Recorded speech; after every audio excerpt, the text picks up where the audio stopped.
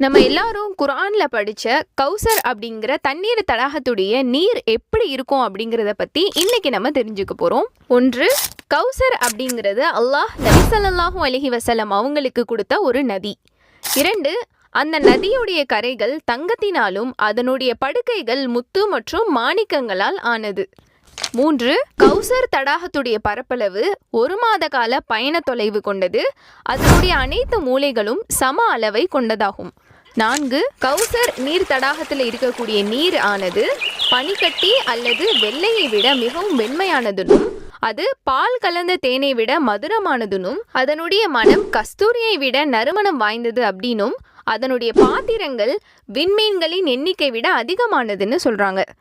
5, கௌசர் தடாகத்தில் ஒரு முறை நம்ம நீர் குடித்தோம் அப்படின்னா சொர்க்கம் செல்லும் வரை நமக்கு தாகம் அப்படின்னு ஒன்று ஏற்படாது அப்படின்னு சொல்லியிருக்காங்க.